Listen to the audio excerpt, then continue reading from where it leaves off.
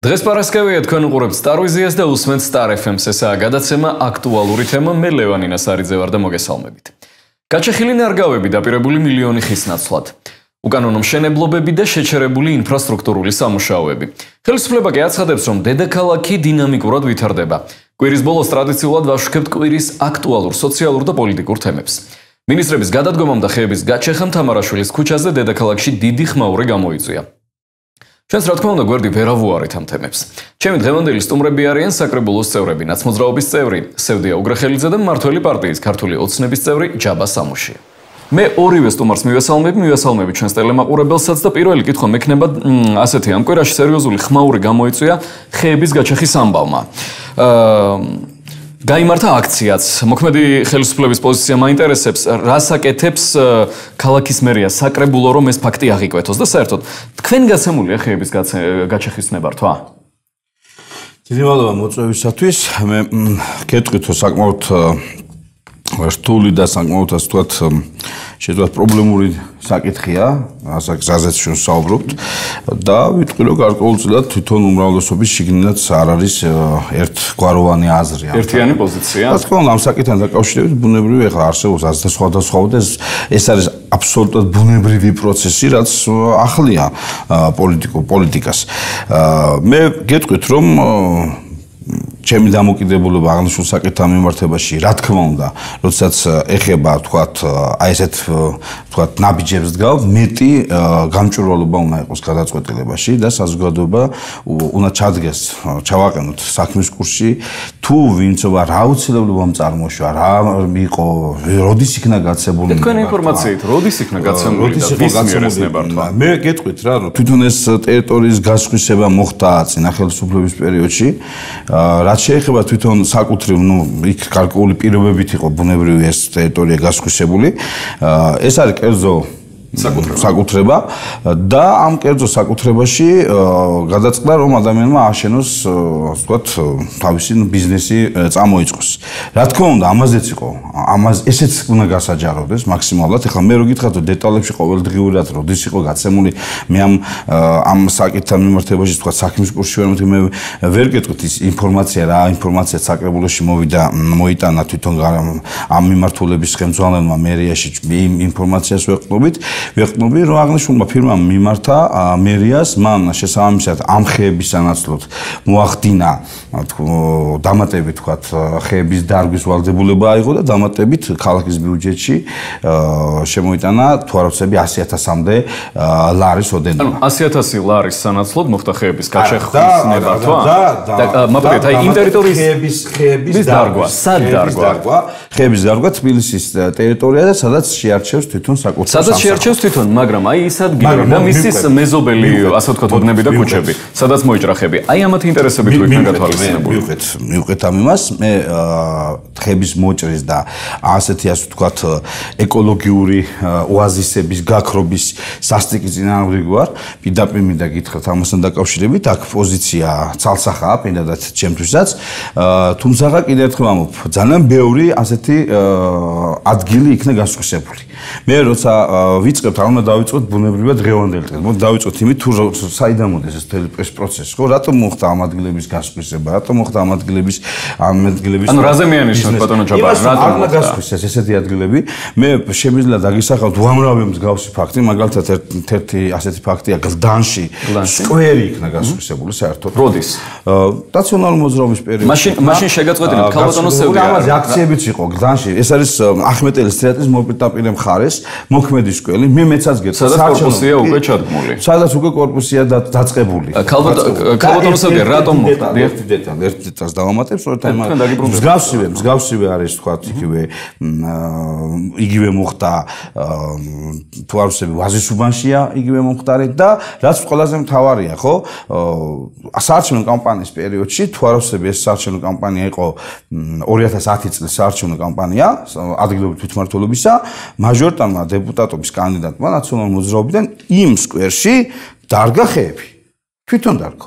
ეს ხეები დარგო, მაგრამ გამოვიდა, რომ რამდენიმე თვის შემდეგ ეს ადგილი გასხვისდა. დღეს იქ კორპუსი შენდება. ქალბატონო სევდია, ბუნებრივია თქვენთან მექნება იგივე კითხვა. რა ნებართვა გასცა თქვენმა ხელისუფლებამ, როდესაც ნაციონალური მოძრაობა იყო მმართველი პარტია, ამისთან რომელიც ითვალისწინებდა ამ ხეების გაჩეხას? არა, კონკრეტულად ამ ადგილთან დაკავშირებით თუ გაინტერესებთ, მოგახსენებთ, მაგრამ ჯერ მინდა ზოგადი პოზიცია გითხრათ, რომ რა თქმა უნდა, ქალაქისთვის ყოველთვის არის პრობლემა და თბილისისთვის განსაკუთრებით ის საკითხი, რომ პროპორცია როგორ უნდა იყოს დაცული ქალაქის მწვანე ნარგავების შენარჩუნებასა და ქალაქის სამშენებლო განვითარებასა და რა თქმა უნდა ჩვენ ბიზნესს გულისხმობთ აქ და ხალხის დასაქმებას და აი ამ მოვლენას შორის. ეს დაცვა ამ პროპორციის ძალიან რთულია და ყოველთვის ვიღაც არის ამით უკმაყოფილო და რა თქმა უნდა ჩვენ ყველანი შინაგანად ვიხრებით და ვამბობთ კიდევაც რომ რეკრეაციის სასარგებლოდ უნდა იყოს, მაგრამ აქ არის ორი საკითხი. არის ესეთი საკითხი, რომ არის ზოგჯერ რეკრეაციული ზონა აქვს მინიჭებული ადგილს, მაგრამ უკვირთ ადამიანებს იქ არც ერთი ხე არ დგას და მინდორია, მინდორიც რეკრეაცია. იმიტომ რომ ეს არის სივრცე, თავისუფალი სივრცე. ისიც რეკრეაციაა და ისიც შესანარჩუნებელია და არის ხოლმე რომ დგას უზარმაზარი ხეები და მას არ აქვს სტატუსი. ამ შემთხვევაში მინდა გითხრათ, რომ ამ ადგილას მე ზუსტად გუშინ მთავრობაზე ვიყავი და ვიცემერთან მქონდა საუბარი და მას ეგონა მე ძალიან ვჩხუბობდი ამაზე, მაგრამ მან მითხრა ზუსტად ბატონო ხომსეშვილმა, რომ რეკრეაციული სტატუსი არ ქონდაო. ეს სტატუსები მოდის ძველი დროიდან, ეს საბჭოთა პერიოდიდან. მერე ვიღაცამ უნდა იპოვოს და მოითხოვოს, რომ ამ სტატუსი მიენიჭოს. ესეც არის პრობლემა. არ ქონდა რეკრეაციული სტატუსი კონკრეტულად ამ ადგილს. მინდა გითხრათ, თუმცა იქ ხეები როგორც ჩანს იდგა, მაგრამ მოჭრეს თუ სტატუსი არ ქონდა.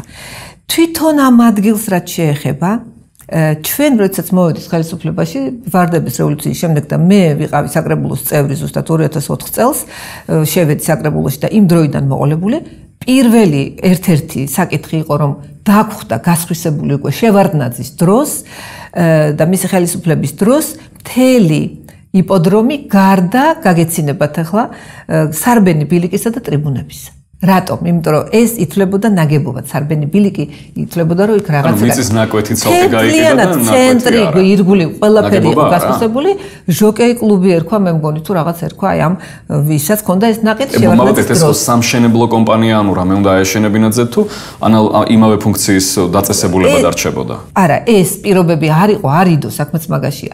ვინაიდან პირობები არ იდო და პირობებით არ იყო გასხვისებული, თავისთავად ცხადია, მას შეეძლო მოეთხოვა იქ სამშენებლო განვითარება. გამომდინარე აქედან მე როგორც მახსოვს, მე მაშინ იურიდიული კომისიის თავმჯდომარე ვიყავი და გამოდიოდა ეს საკითხები ჩვენთან, აზრი არ ქონდა, ახლა ბილიკი გინდქონია, გინდა რა, ხომ? ამიტომაც მე ვფიქრობ შემდეგ დანარჩენი პატარა ნაკუწები რაც იყო, იმისიც იმიტომ გასხვისდა, რომ მთლიანად ის სივრცე უკვე იყო დარღვეული მისი კერძო საკუთრებაში იყო და ის რამდენიმე საკუთრეზე გასხვისდა. არა, მე გადაიყიდა, ბევრჯერ გადაიყიდა ეს ყველაფერი კერძო მესაკუთრეების მიერ, ზოგი რამ შეიძლება ჩვენ დროსაც სახელმწიფოს მიერ იყო გასხვისებული. ამიტომ, რომ სარბენი ბილიკი სად უნდა წაიღოს ახლა სახელმწიფომ, როგორ ფიქრობთ? და ასევე იყო სხვათა შორის ეს ავად სახსენებელი, მე ძალიან მწარედ მაქვს ჩარჩენილი, ვაკის პარკს რომ ეძახიან და სინამდვილეში ვაკის პარკი არ არის, ვაკის პარკს გარეთ არის, სასტუმრო ბუდაპეშტი რომ შენდება, რესტორან ბუდაპეშტის ადგილზე. სადაც მინდა გითხრათ, რომ იგივე ამ მწვანე პარტიზანებმა შავი დღე გვაყარეს, იქ იყო 5 თვითნაყარი ხე. თვითნაყარი რას ნიშნავს? რაღაცა ხის ფესვიდან ამოსული ხე.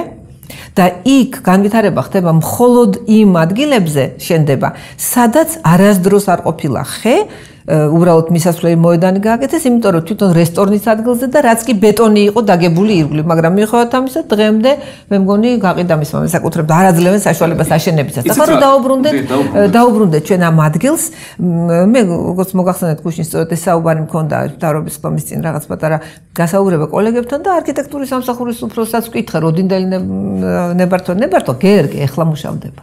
აქედან გამომდინარე, გერგე თუ ეხლა მუშავდება, სამშენებლო ნებართვა ფაქტიურად ჯერაც არ არის გაცემული, მაგრამ აბა რაც ხდება ის ხეების მოჭრის ნებართვა არის გაცემული გამწვანების სამსახურის მიერ. როდის? რა თქმა, ეხლა ბიძინა გეორგობიანის მიერ, ბატონ ბიძინა გეორგობიანი გუშინ ბრძანდებოდა მოსული მე ამ დროს თავრობაზე ვიყავი და იქ როგორც გავიგე საოცარი რამე უთქვას. მან თქვა რომ აიო მეო ვალდებული ვიყავი რომ მიმეცაო ეს ნებართვა, იმიტომ რომ იქ კერძო საკუთრებაა და მშენებლობა ვითარდებაო. რა თქმა უნდა ეს მისი დისკრეცია იყო, მისცემდა თუ არ მისცემდა, ასეთი მოტყუება ხალხის და პასუხისმგებლობის მოხსნა. იქ წერია ნახევარი წინადადება არის რომ გამწვანების სამსახურმა გასცეს ნებართვა, გამომდინარე შემდეგ არის რომ შეუძლია გასცეს, შეუძლია არა. რა თქმა უნდა მისი დისკრეცია. და რატომ მოხდა ეს ბატონო ჯაბა თქვენ როგორ ახსნით ასე? ბიძინა გეორგობიანის საქციელს, ანუ რა მაიძულა ეს ადამიანი თუ კი რა თქმა უნდა ქალბატონი სევდი არასდროს ბრძანებს იმას. კიდე მინდა ახლა აქ რა თქმა უნდა. აი, თემ შეხვედრაზე თქვენ ბრძანდებოდით, ხო, ბატონო ჯაბა, გუშინ ბიზნესში. მე არ ვიყავი, მაგრამ ჩემი წარმომადგენელი მე მითხრეს, ვიცი მე საქმის კურსში ვარ, რაზეც არის საუბარი. ნამდვილად ვერც გამსჯი. იქნებ საჭირო იყო ამ განვითარების ვერც გავჭი და ვერც გავამართლებ, იმიტომ რომ ეს არის სპეციფიური საკითხი. შეიძლება თქვენ ვერ განსხვით, მაგრამ მოქალაქეთა პროტესტი რომ გამოიწვია და მემატაღელო ჩვენ დავინახეთ, ხო? ნამდვილად სწორია, რომ როდესაც ესეთი ამბავია, ადმინისტრაციული წარმოება რომ ჩაატაროს, რასაც ჩვენ არ ვაკეთებდით, რასაც ჩვენ გვიკიჟინებდნენ.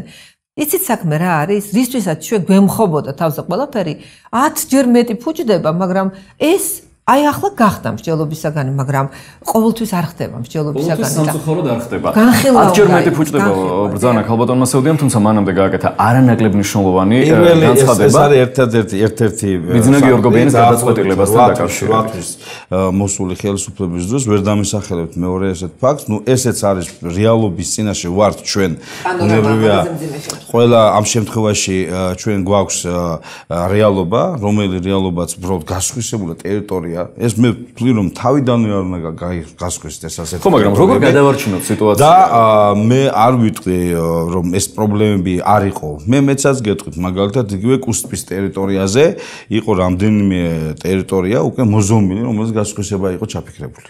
იყო ამაზე საუბარი. წინა ხელისუფლების პერიოდში. თავისთავად დადაშაული არ არის.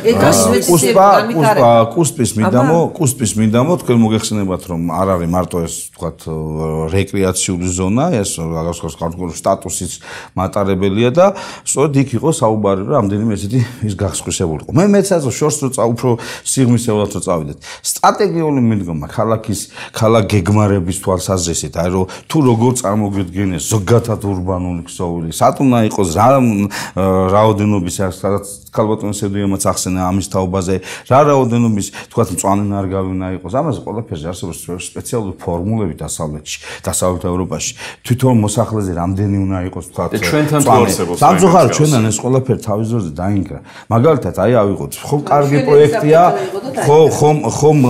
ხო ასე თქვათ კარგია ვერეს ხეობაში გამავალი გზა ხომ ასეა ხო სამაგერო ჩვენ რა მივიღეთ ვერეს ხეობაში გამავალი გზა ასევე გაიკაფა საკმაოდ დიდი ხნის ტყის ასე ვთქვათ მასივი თავის დროზე ეს გზა ჯერ კიდე კომუნისტების დროს იყო ჩაფიქრებული თუმცა მაშინ კეცხოველი გამოვიდა და ამბობდა რომ ეს არის ფილტრები თბილისი და გამოდიოდა და საუბრობდა რომ ეს არის ფილტრები ასე ვთქვათ თბილისის და არ შეიძლება აქ რამის გაკეთება თუ ეს იყო ჩაფიქრებული აქ და ნუ ეხლა გაკეთა ძალიან კაი რო ვთქვათ მაგისტრალი გაკეთდა მაგრამ იმავდროულად ნახეთ მიმდებარე ტერიტორია პარალელურ რეჟიმში გაიყრია. მაშინ როცა შესაძლებელი იყო ამ ზონაში ასევე გაკეთებულიყო რეკრეაცია. დღეს ჩვენ რა გვაქვს? თქვათ ის პატარა მასივი, რომელიც არის რეალურად დარჩენილი დუმბაძის სკვერის ასე ვთქვათ სახით, იმის გარშემო დღეს უკვე არაფერი არა. მაშინ როდესაც ჩვენ სწორედ აი ეს ზონა უნდა გადაგვეჩინა. ეს არის მიდგომები, რომელიც ქალაქში მუშავდება და ეს არის სწორედ ის მთავარი, რაზეც ჩვენ წამოვიწევთ გენერალური გეგმა უნდა გაკეთდეს. თუმცა გენერალური გეგმის გაკეთებასაც ალბათ მე არა ვარ პროფესიონალი, მაგრამ ალბათ წლები არ უნდა ჭირდებოდეს დამეთანხმება ალბათ ორივე მხარეს. ეს საკმაოდ რთული დოკუმენტია, მაგრამ წლები ჭირდება? არა, წლები არ ჭირდება, პირველად ჩაიდო ეს თანხა ბიუჯეტში, გეგმასთან მიმართებაში და წელს უკვე დავიწყებ ჩვენ ამ წელს უკვე დაიწყეთ. მე მექნება შემდეგი კითხვა. ქართული ოცნება წინასაარჩევნოდ პირდებოდა, რომ მილიონზე მეტი ხე დაერგვებოდა. რეალობაში კი არსებული ხეების გაჩეხას ვხედავთ, ხო? ეხლა მოქალაქეებს ძალიან ძნელია ალბათ ავუხსნათ ჩვენ უტრირებას ვაკეთებთ ერთ საკითხზე, ახლა 30 ხეზე აქვს საუბარი, მე რაზეც მინდა გითხრათ, რომ თავისთავად მწვანე, ნებისმიერი მწვანე ასეთი ვაზისის გაქრობის წინააღმდეგი ვარ, პირდაპირ გიდასტურებთ. არანაირი ყოველგვარი პოლიტიკური კეკლოსობის გარეშე, იმიტომ რომ კიდევ ერთხელ ვამბობ, სპეციალური ფორმულებია დასავლეთში და მართლა მსიამოვნებია, როცა დადიხარ, თქვა ნებისმიერ ქალაქში და სუნთქავ, რასაც ქვია, მე ამის მომხრევა, თუმცა კიდევ ერთხელ გეუბნები, 30 ხე ეს ნიშნავს იმ პოლიტიკას, მე აკვა, ჩვენ პოლიტიკის მსხვერპლი ვართ ამ შემთხვევაში. არა, 30 ხე არ ნიშნავს, არ უნდა გასხვისებულიყო, ხო მეთანხმებით. კი ბატონო, გეთანხმებით, მეც როგორც სამქალაქის მკვიდრი, გეთანხმები. სახელმწიფო და მუნიციპალიტეტი რა აუცილებლად მიცეს უფლება კი მშენებლობის და კი ხეების გაჩერხვის. არავით არის ვალდებულება არ არის. და ქალბატონოსებდი ხო ეხლა ამას. მაგას გვეუბნებოდი ჩვენ. ხამაკის ჩამოსაკიდავს გაგიდეს თავის დროზე. აი ზუსტად იგივე გესმოდა ჩვენ რო ვიყავით რომ მე რა საკერძო საკუთრებაა. არ მიცეთ უფლება, არ მიცეთ უფლება. ჩვენ გქონდა პრიორიტეტი. ეს იყო ჩვენი ხედვა რომ განვითარებულიყო და ინვესტიცია ყოფილიყო. თქვენ ხართ წინა ხელისუფლების წარმომადგენელი თქვენ მიმდინარე ხელისუფლებას ორივესთან მექნება ერთი კითხვა. მე უბრალოდ ეს მიწის ნაკვეთი ძალიან რთული ბალანსი. მე ძალიან მაინტერესებს, როდესაც სხვისდება მიწის ნაკვეთი. თქვენ ხამაკების ჩამოსაკიდავთ. პირობებში არა, მე არ უნდა გაიყიდოს. მიწის ნაკვეთი არ უნდა გაიყიდოს, ეს ალბათ ყველაზე კარგი გამოსავალია. იყო მიუღებელი. მე სხვა რამეს გაიყიდოს, ის აბასად იყო 7-8%-იანი ეკონომიკური ზრდა ზუსტად პირველ ადგილზე მშენებლობები იყო. აი ეს არის ბალანსის დაცვა არის ძალიან რთული და ჩვენ ის პრიორიტეტი გქონდა. მაშინ თქვენ არანაირი მექანიზმი არ გქონდათ ქალბატონოსებია, როდესაც მიწის ნაკვეთი სხვისდებოდა და ამით ეკონომიკური ზრდა ასე ვთქვათ ზევით მიდიოდა, რომ შენარჩუნებული იყო გაყიდულ ნაკვეთზე მწვანე საფარი, თუ არ შენარჩუნებული. თუ შესანარჩუნებელი იყო, პირობებში უდებდით.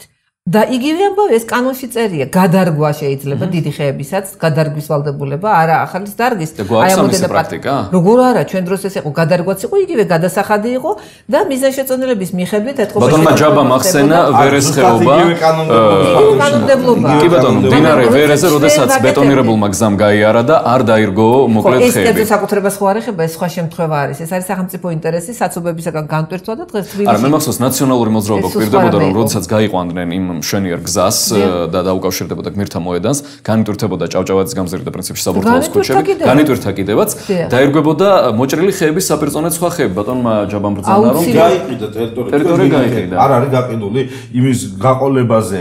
უკვე ახალი შენდები კორპუსების შენდება. აქ არის განსხვავება ხედვებში. ხედვებშია განსხვავება, იმიტომ რომ ეს არის სოციალისტური მიდგომები, საერთოდ ახასიათებს ეს ქართულ ოცნებას. მე კი არ ვლანძღავ, ვაფიქსირებ ფაქტს, ეს არ არის ალანძღავი. მათი ხედვა ესეთია. მათ უნდათ საყოველთაო ჯანდაცვა, რომელიც ახლა დაზღვევაზე გადაყავთ, იმიტომ რომ ვერ ქაჩავენ. წიგნი ყველას, ამ დროს ყველას არ ჭირდება წიგნი. არა, ეს სოციალისტური მიდგომები არ გაიყიდოს. თუ არ გაიყიდა და პატრონი არ გამოუჩნდა, დაანგრეული შენობა რამდენია ამ ქვეყანაში, რამდენია უპატრონო მიწა. იმის მაგალითად რომ იქ აშენდეს, გაკეთდეს, რა თქმა უნდა, ბალანსი დასაცავია, მაგრამ მიდგომა რომ არ უნდა გაყიდულიყო, ეს ჩვენ ხედვებში არ ჭდება, ეს მათ ხედვებში ჭდება და რომ არ ყიდიან. არაძლევენ უფლებას და ასე შემდეგ, იმიტომ მა ეკონომიკის ვარდნა არ არის ეკონომიკის ზრდა, იმიტომ არ არის კურსი ამ მდგომარეობაში. აი, ასეთი ალტერნატივის წინაშე ვართ. ამ შემთხვევაში ქალბატონო სევდიამ გაგცათ ჩემი სათქმელი თქვა. ეს არის სწორედ ის ხედვა, თუ რატო გაიჩიხა იქ ხეები გამომდინარე იქიდან რომ ეს გაიყიდათ, აი ამ ბიზნეს გეგმით გაიყიდა თავის დროზე ბუნებრივია და ის ადამიანი დღეს ის ადამიანი ამას ითხოვს ხო ეხლა ის ამ ადამიანმა გადაიხადა რამდენიმე 100,000 ლარი გადაიხადა და ბუნებრივია ეხლა იქ პირობებია გასათვალისწინო ქალბატონსედია რა პირობები თქვენ აბსოლუტურად სწორად მიუთითეთ რომ ხელშეკრულებაში გადარგვა იყო მითითება აღნიშნულ ხეების სანაცვლოდ რა თქმა უნდა ხა მე კიდე ერთხელ მე მიუმხრება რომ ესეთი ტერიტორიები არ გაიყიდოს. ჩვენ გვაქვს რა თქმა უნდა სივრცეები, რომელზეც შესაძლებელია განვითარდეს ახალი ასე ვთქვათ უბნები, მაგრამ როდესაც ქალაქის ცენტრში იგივე შემიძლია გითხრათ ყაზბეგის გამზირზე, სწორედ ჩვენ პერიოდში თქვენ დროს გაყიდული და ჩვენ დროს შეჩერებული და იქ ეხლა უკვე მონაცვლეობა გვინდა გავუკეთოთ იმ ადამიანს, რომ სკვერია ასევე გასხვისებული, ასევეა გასხვისებული უამრავი იმიტომ რომ კანონი გზალავდა. აი, ხოეთ აბუკაშვილის ქუჩაზე. ასე რომ ეს სიტუაციები თავის დროზე იყო შეცდომა დაშვებული, ეს უნდა ვაღიაროთ, როდესაც ასეთ მიწებს ყიდით, ამ კონკრეტული შემთხვევებით ეკონომიკა არ ასე ვთქვათ იზრდება. ეს არ არის ჩვენ სტრატეგიულად უნდა მივდგომილიყავთ. ახალი უბნები გაგვეჩინა. სტრატეგიულად ასეთი მიდგომით იზრდება და აგერა პრობლემა. დღეს აგერა პრობლემა არის კურსი ეკონომიკის დაცემა და გაღატაკებული ერთი სამჯერ გაღატაკებული ხალხი. იმიტომ დაეცალა არის კურსი რომ თქვათ მიწები აღარ იყიდება? ეხლა მე გეტყვით თქვენ რომ ამ 32 ხის მოჭრით და იქ შენობის აშენებით ჯერ არავინ დასაქმებულა, იმიტომ რომ გერგეც არ არის დამუშავებული და კონკრეტიკას ამას უნდა უკავშირებთ. ეს იქნება სიბრიყვე ჩემი მხრიდან რომ ეს თქვა და ნუ ახლა ალბათ ჩემი ოპონენტიც ამაზე არ ისაუბრებს, მაგრამ მე სტრატეგიულ ხედვაზე ვლაპარაკობ. რაც შეეხება იმას რომ რა თქმა უნდა გადარგვაც უნდა მოხდეს და ყველაფერი, მაგრამ ასეთი კონკრეტული პროექტებით ხდება შედგენა მთლიანად სტრატეგიის. რაც შეეხება იმას, რომ მიწა უნდა გაიყიდოს თუ არა, აბა ეს არის საქმე, რომ 8 თვეა მოვიდნენ და საერთოდ ქონების მართვის სააგენტო არ მუშაობს, ვერ ატარებენ, ესე იგი აუქციონები არ ტარდება, არაფერი არ იყიდება და ძლივს რაღაც 2 მილიონი, 3 მილიონი შემოდის, როცა ჩვენ 100 მილიონამდე ავედით, შემოსავალები გავზარდეთ, ყველა იმ ადგილს პატრონი გამოუჩნდა. ეხლა საქართველოში რომ პატრონთან ჭიდაობა ძნელია და ისინი ესე იგი ყველა ნაცნობს და იმას პოულო, იმანაც იპოვა ალბათ იმ გიორგობიანთან ნაცნობი და იმ ნარმანიასთან, თორე ისე არ გააჩეხინებდა.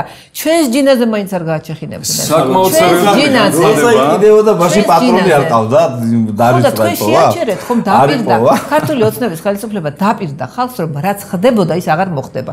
და ეგ გააკეთონ გარისკონ. მე ვეუბნები ბატონ ნარმანიას.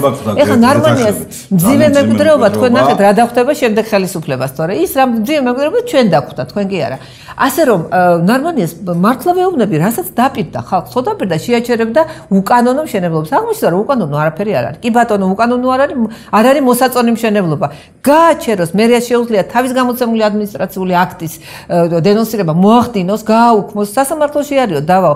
კი ბატონო, სასამართლოში მორიგდნენ რაღაცაზე იმ ხომ დაპირდა ხალხს გავაჩერებ. აღმოჩნდა უკანონო არაფერი არ არის. City Park-ს გავაგდებთ, აღმოჩნდა რომ ვერ აგდებენ. რატო ბატონო 27 მილიონი ზედმეტს მე დავუთვლი ახლა სად დახარჯეს.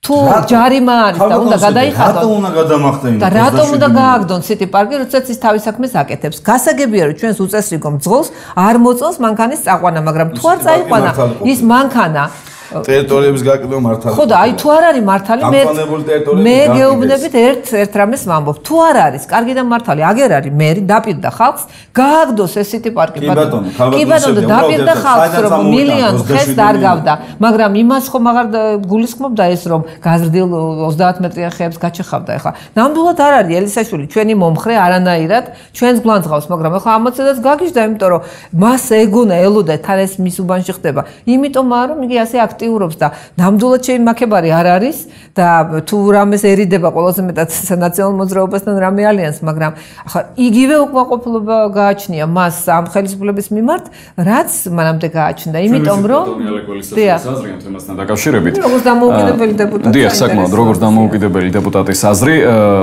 და თავისთავად ძალიან საინტერესოა, რა თქმა უნდა, მით უმეტეს გული შესტკივა ამ ქალაქზე. ქალბატონმა სევდიან ბრძანა, რომ ნარმანიაო დაპირდაო დედაქალაქს, რომ გააძევებდა City Park-ს და ვერ გააძევაო, რა უშლის ხელს? მე გეტყვით, ხა ეს თემა ჯერ კიდევ 2010 წლიდან მომიწია აღნიშნულ საკითხთან დაკავშირებით შეხება.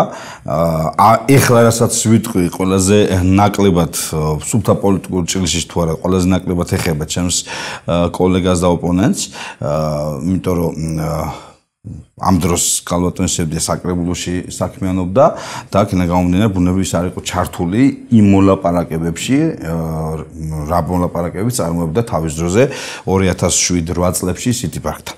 მე პირდაპირ გეტყვით, რომ როგორც კერძო პიროვნებას, ამ შემთხვევაში არ როგორც პოლიტიკოს, კერძო პიროვნებას რჩება თავისწლება, რომ ეს არის კლასიკური ნიმუში კორუფციული გარეკებში. რატომ?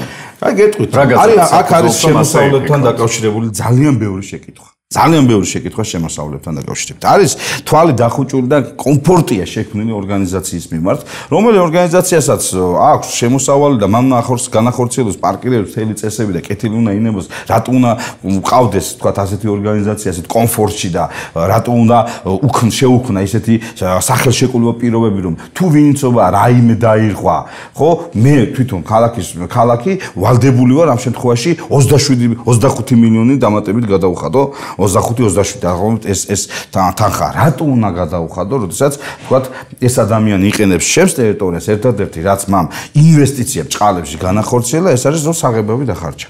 თუ ასეთ კორუფციული აქამდე რატომ არსებობს? კიდე მივყვეთ, ხელშეკრულებები ისია გაკეთებული ეს ყველაფერი, ხელშეკრულებები რამდენიმეჯერ შეიცვალა, სამჯერაა შეცვლილი სახელშეკრულებო პირობა.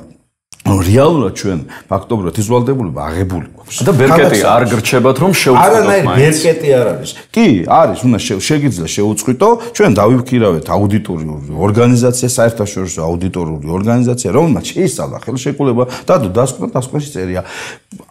ეს ხელშეკრულება ისია გაკეთებული, რომ თუ ქალაქმა შეუწყიტა, ასე ვთქვათ, სამხრივად ხელშეკრულება 25 მილიონი უნდა გადაიხადოს.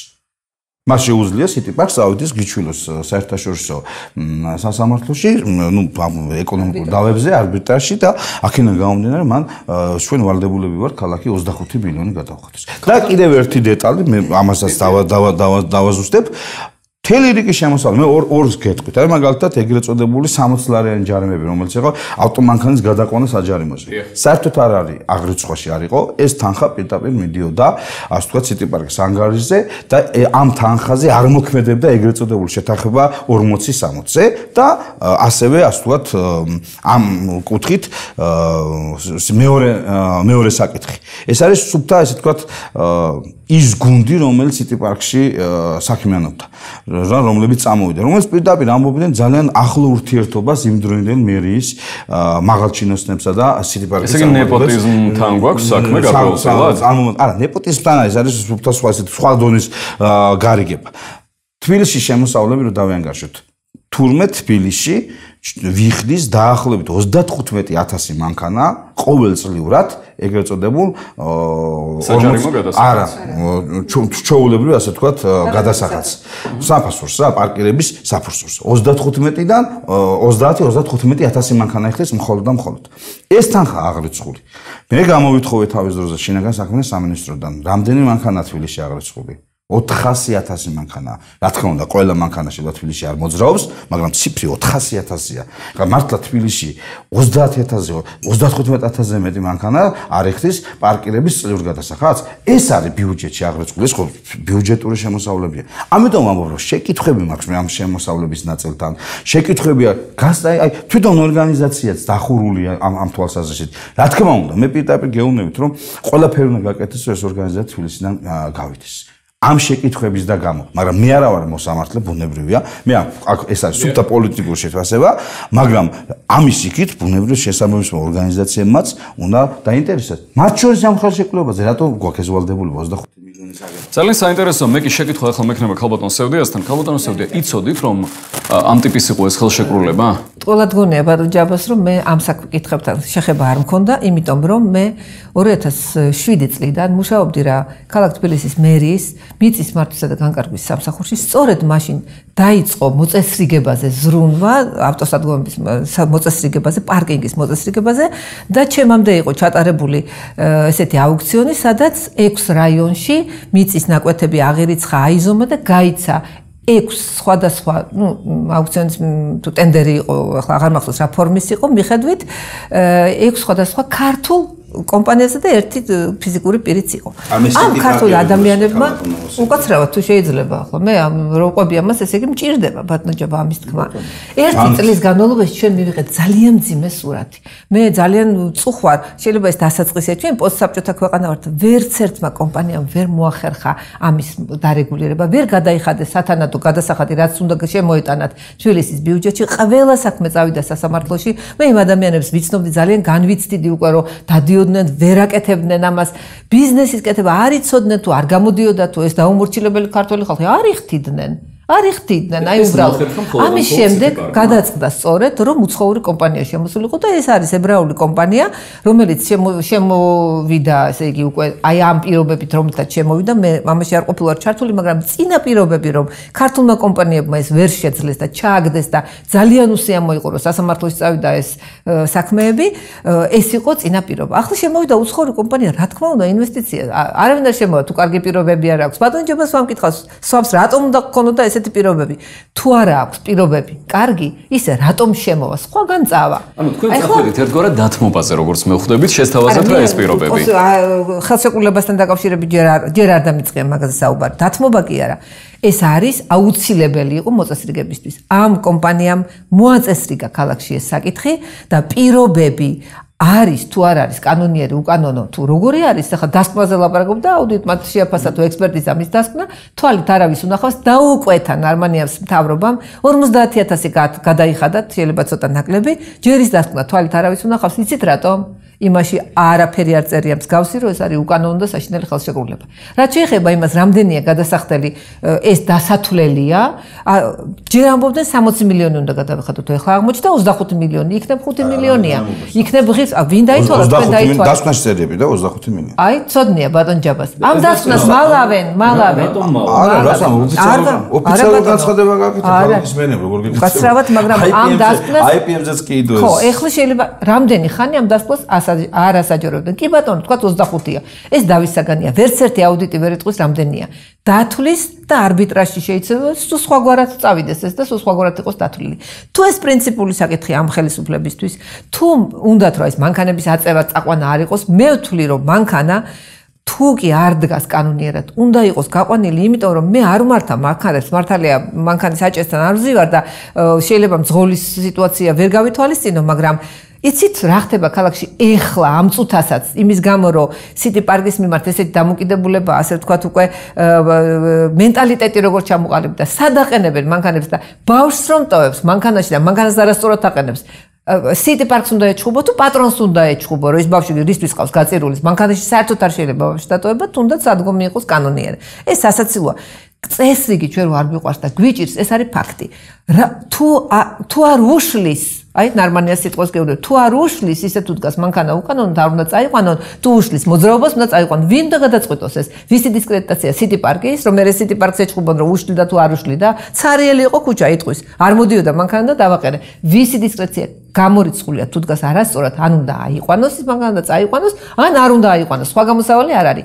ეს ჩვენი საზრით იყო მოწესრიგების საშუალება, მოწესრიგდა. კი ბატონო, ეხლა თუ გნებავთ რომ ისევ და აურიოთ ამ ჩვენ საზოგადოებას ტვინი და ისევ სადაც უნდათ როგორც უნდათ იარონ, გააძევონ ეს სიტი პარკი და თუ ეს ესეთი ღირსების საკითხია, გადავიხადოთ, მე დაგითვლით იმ 27 მილიონს, რასაც ტყილუბრალოდ ბიუჯეტიდან ფლანგავს დღევანდელი თბილისის მთავრობა, რომელიც შეუძლია შეაქუჩოს, მოაგროვოს, გადაუხადოს და გააგდოს ეს სიტი პარკი, თუ აი ესეთი საკითხია. და ლაპარაკი გაუთავებელი ამაზე შეუძლებელია რა. ასეთი კითხვა, უბრალოდ აი ეს თემა რომ ამოვწუროთ და მე უკვე გადავალ ფაქტობრივად სხვა შეკითხვაზე. წინა ხელისუფლების დროსაც ანუ თქვენი ხელისუფლების სათავეში ყოფნისასაც გვესმოდა და ახლაც გვესმის, რომ უნდა მოგვარდეს თვითონ ავტოსადგომების პრობლემა, როგორც მიწისზე და ასევე მიწის ქვეშა და შესაბამისად სიტი პარკი დარჩება თუ სხვა იქნება, ანუ იმდენ პრობლემას ვეღარ შეუქმნის ვერც მოქალაქეებს და ვერც მოქალაქეები შეუქმნიან სიტი პარკს.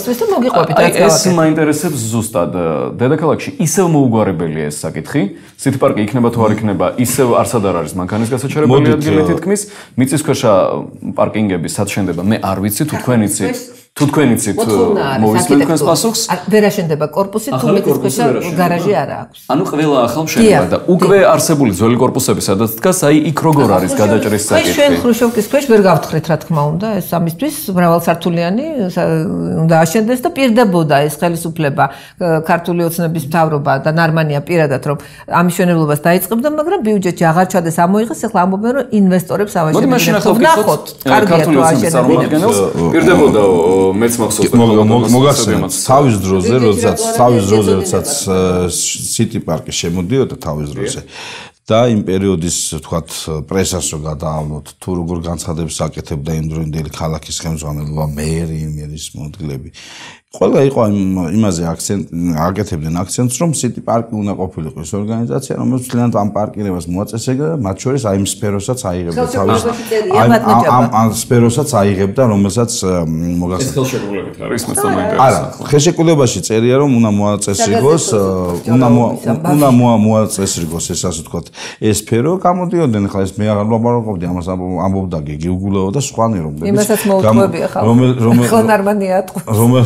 რომელი ასე ვთქვათ, როდესაც გამოდიოდა და საუბრობდა ხომ ინტერვიუები არსებობს ხა ოფიციალურად. ეს გამოდიოდა არ შეეფერება. აქ ერთი რაღაც ერთი ვთქვათ რა. აქ საუბარი არის ძალიან მარტივ მომენტზე, როდესაც ჩვენ სიტი პარკსთან ვსაუბრობთ. მე არ დავუp იმაზე, რომ თქვათ მანქანები არ უნდა გადაიყვანოს, სულაც უნდა იყოს პარკირება. ეს რა თქმა უნდა, ეს უნდა მოწესრიგდეს ქალაქში. ეს ყველა ნორმალურ ქალაქს ახასიათებს ესეთი რამ. აქ საუბარი არის სხვა რამეზე, რომ თვითონ ეს ორგანიზაცია ბადებს ხო შეკითხვებს. ეს თანხები უაზროდ მიდიოდა. ქალაქის ტერიტორია აიღო, შეავიწრობა თვითონ ქალაქის ქუჩები, რომ ვერ გამონახა ახალი სივრცეები. იმიტომ აი ქალბატონმა სევდიამ ნახეთ, ბძანა რომ ჩვენო რამდენიმე ქართულ ფირმასო აუქციონის წესით მივყიდეთო ტერიტორიები. არა, იჯარით მეც რა თქვა მივყიდეთ. ანუ იჯარი გადავეციდო, ყოველ შემთხვევაში ფირმებს გადავეციდო. ისევ ის ადგილები იყო, განასხვავა, სხვა ადგილი არ არსებობს ქალაქში. ჩვენ როგორ გვაქვს? აქ ჩვენ როგორ გვაქვს? ეს City Park-მა მთლიანად აიღო. მე როდესაც ქალაქს დასჭირდა, ზოგიერთი სადგომი თვითონვე შეავიწროვეს თბილისში ეგრეთ წოდებული დეზერტირების ბაზრის მიმდებარე ტერიტორიაზე მაღაზიები რო ჩაალაგეს. ხო, ეს ტერიტორია თავის დროზე City Park-ზე იყო გაცემული. იქ პარკირების სივრცე იყო მოწყობილი. ახლა რა საშუალებას ქალაქს მერიას და საქართველოს რომ ჩვენ თავარი მიზანი რა არის, რომ აი ჯერეთი რომ ცალსახად იყოს დაცული ის რომ ნებისმიერ შენობას კონდეს ქვემოთ ასე ვთქვათ მიწის ქვეშ პარკინგი და ეს არის ერთ-ერთი ძალიან მნიშვნელოვანი ამის გარშე ფაქტობრივად არ გაიცემა არც ერთი მithობს კანონი არქიტექტურის სამსახურმა ამ კუთხით მართლაც ძალიან საინტერესო ის ვთქვათ პრინციპულობა გამოიჩინა ეს ჩვენ პერიოდში მოხდა. ადრეც ეს პრინციპულობა იყო ზუსტად არც ერთ შენობა არ არის აშენებული გარაჟის გარეშე. ვერ ჩაიბარებდნენ. თბილისში ეს შენობები, რომლებიც საცხოვრებელი корпуსებია უმეტესწილად, ხო? თუნდაც არასაცხოვრებელი იყოს, მაგრამ უმეტესობა მაინც საცხოვრებელია. თვითონ მობინადრეების ავტომობილები კი ბატონო დადგება მიწის ქვეშ, მაგრამ უკვე არსებულ პრობლემებზე თქვენ გინახეთ ახლა 2012 წლამდე აშენებულ სახლებში ყველგან არის მიწის ქვეშ სადგომი. რა თქმა უნდა, ვერ ჩაიბარებდნენ ზედამხედველობა. მე მუდამაყდომით მე საერთოდ არ მინახავს, მაგრამ თუნდაც იყოს საცხოვრებელი корпуსების მაყურებლისთვის მიგვიდია ეს კანონი არ ჩაბარდებოდა სახლი, ვერ ჩაიბარებდა სახლს. ჩვენი საზიზღარი ზედამხედველობა, რომელიც იყო ძალიან სასტიკი, დაუნდობელი და აჯარებებდა ყველას. ახალი ასეთი აშენებები რა თქმა უნდა, მაგრამ რაც შეეხება ეს ორი იქ სადაც არ არის ახალი ბინები, რა უნდა გავაკეთოთ?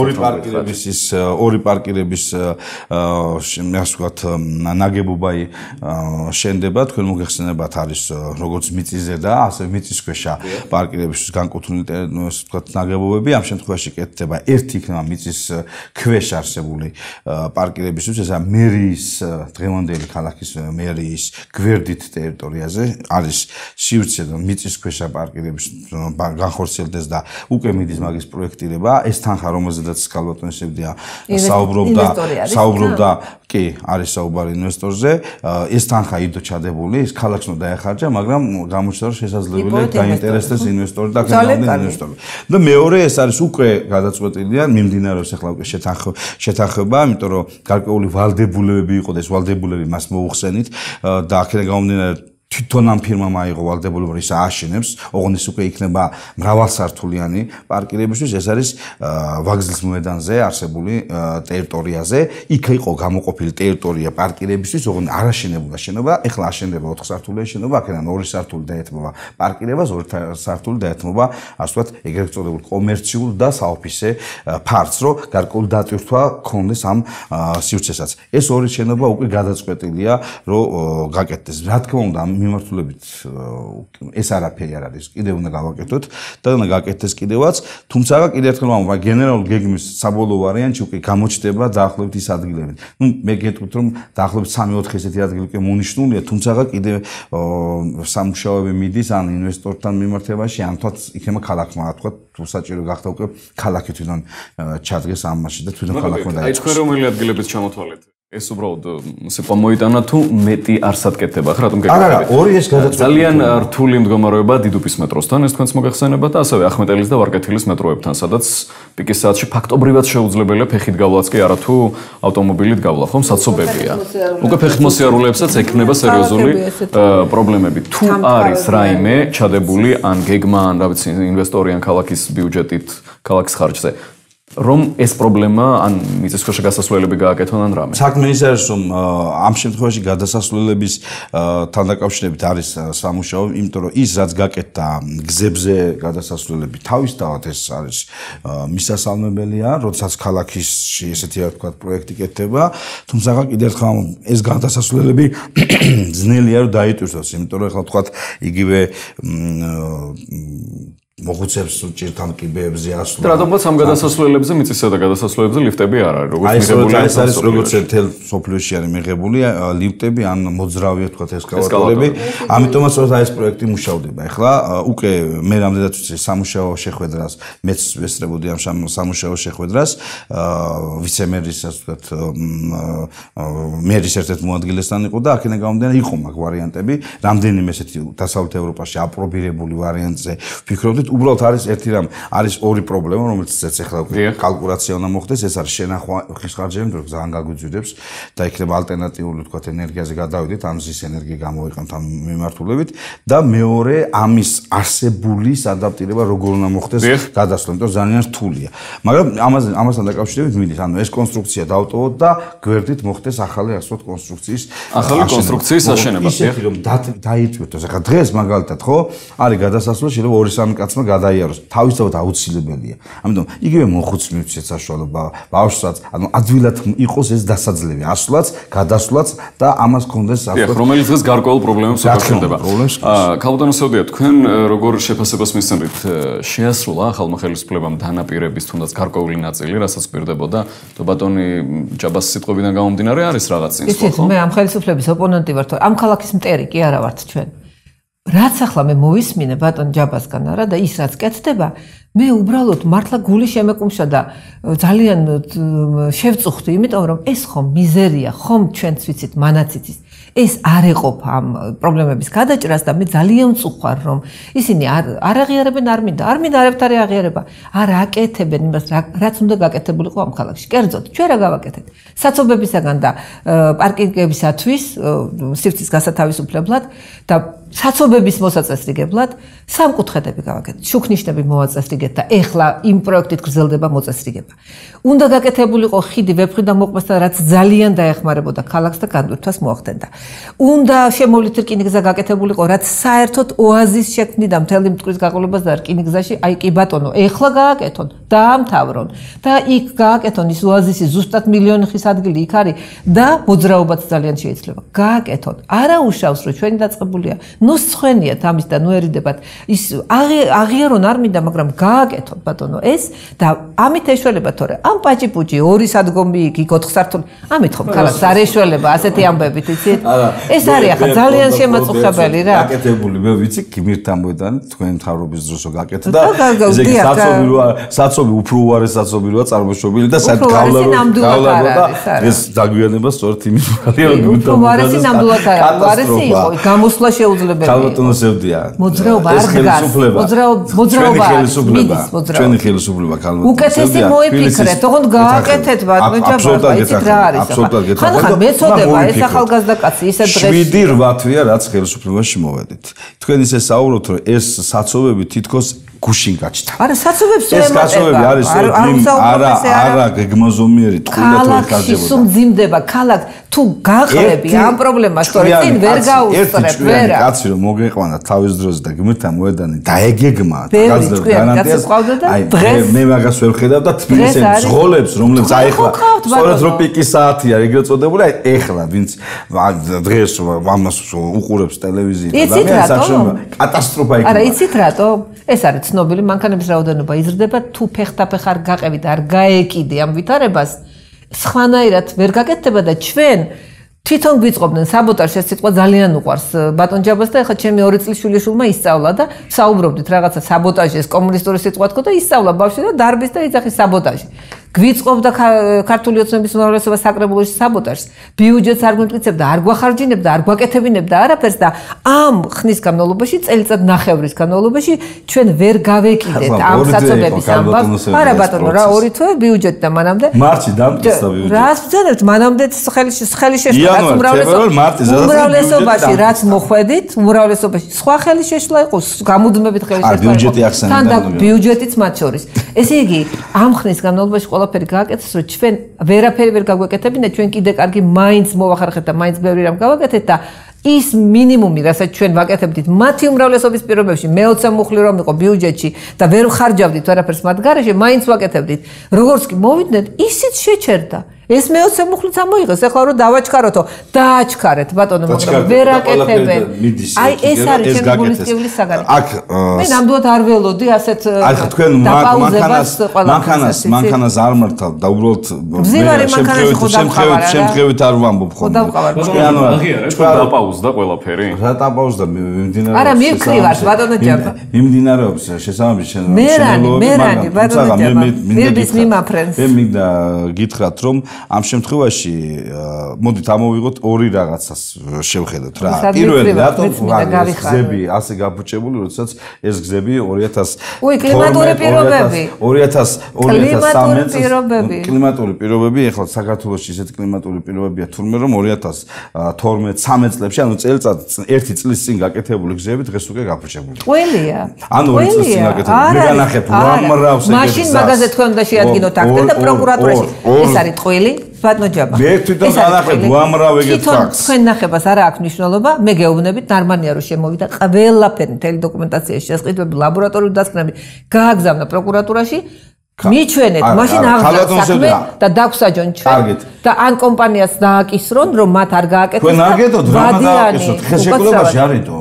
არისო უბრალოდ რა ხელშეკრულებაში ბიუჯეტში არისო? რა ბიუჯეტში და გავაკეთე და თუ არისო ბიუჯეტში რომ არადებს ხო არადებს როგორ შეიძლება?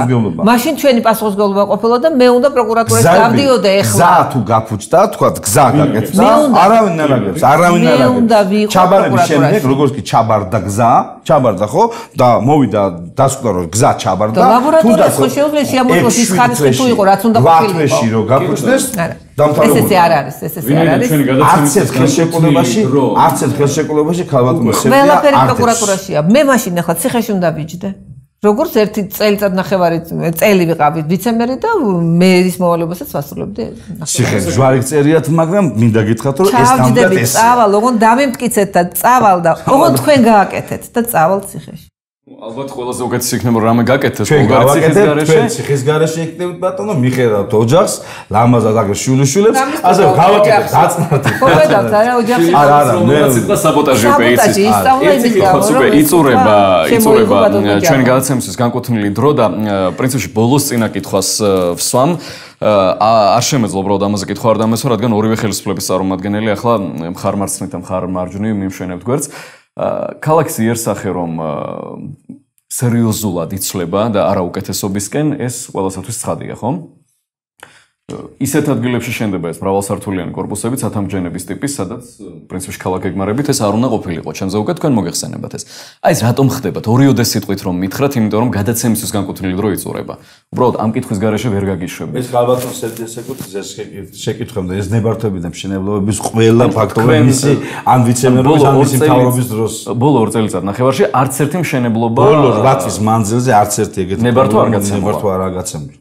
რატომ გაიცნათ რომ გარკვეულწილად ბატონ ჯაბა სიმართლეს ამბობს ურბანული სამსახური არ მუშაობს არქიტექტურა საერთოდ 75% უარებია არც მრავალსართულიანი არც ნაკლებსართულიანი ეს არის სამსახური სადაც ყველაფერი პროგრამებს ხურავენ ხოლმე და ხალხს განცხადება ვერ შეექვს მიშენება მოშენება რაღაც გადაკეთებაზე ასე რომ რა თქმა უნდა არ გასცემდნენ იმიტომ რომ ისინი არ მუშაობენ რაც შეეხება იმას, რაც აქამდე აშენდა, უნდა აშენებულიყო თუ არა, რა თქმა უნდა ეს გემოვნების საკითხია. რა თქმა უნდა, როდესაც მოდის ახალი ეპოქა, მოდის მრავალსართულიანი სახლები, ისინი ყველა ქალაქში შენდება და უნდა აშენდეს და ასე შენდება ქალაქები და გემოვნების საკითხია, სად უნდა იყოს, სად არა. ზოგი რამ შეიძლება მეც არ მომწონდეს, ზოგი მომწონდეს, მაგრამ ცხადია, რომ ქალაქის ძველ ნაწილში ასეთი შენობები არ უნდა შენდებოდეს.